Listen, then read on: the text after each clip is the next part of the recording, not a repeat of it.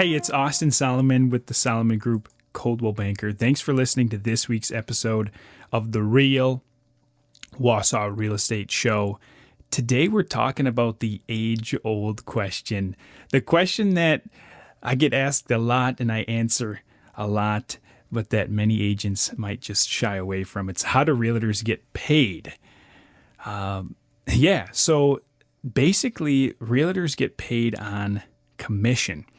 The definition of commission is a fee or percentage allowed to a sales representative or an agent for services rendered. So a lot of times we get paid a percentage of the sales price.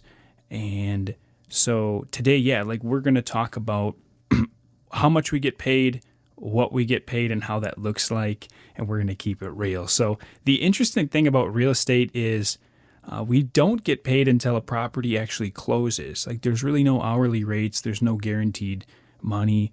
So if we showed a buyer 20 houses and they decide that there's just too much snow on the ground to move to such an area, and they decide to move to Florida, and we showed them 20 houses, but for that we don't get compensated. And this happens a lot, by the way, which is okay. Obviously, that's part of the industry, and that's, the nature is if you're looking for a paycheck, then that's not the right spot to be in. Obviously, you want to have the right motives and work for the best interest of the clients that you're helping. And some of that, that often means that we show a lot of houses or do a lot of stuff and the timing's not right. And we just, write that one off as a free experience. So, and real estate's not for everybody. Obviously, when starting out, there's a lot of gaps between sales and uncertainty, and that can be a little bit challenging when you start. So, so how much do realtors get paid? So for the majority of the time, we get paid a percentage of the price, whether it's land or residential property or commercial. It's a percentage, and I'm going to give you guys a realistic example here now. So say I help a buyer purchase a house for $200,000, and there is a commission offered to the agent who brings the buyer of 2.5%. Then 2.5% of $200,000 would be $5,000. So that's your commission would be $5,000. As a sub note, who pays for that? The majority of the time, the seller would pay the commission for the agents involved. So not the buyer in most cases. So the $5,000, where does that go? Does that go into the agent's pocket? Are they walking out of the room with a big 5G check? No. So most of the time, I should say, if the real estate agent is in fact an agent and not a broker, meaning if they work with a company, for example, like I'm an agent, I'm not a broker. So that $5,000 check goes into our office, or the agent's office, and then from there gets dispersed between the office and the agent. So I wish that full $5,000 went into the agent's pocket, but it does not.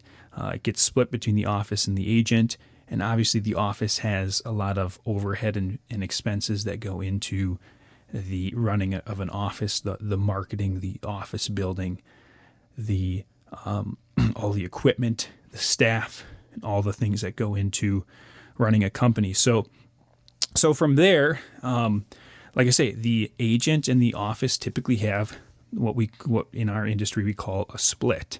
So there's a way that the commissions are split among the agent and the office. And really those splits can vary depending on a multitude of factors.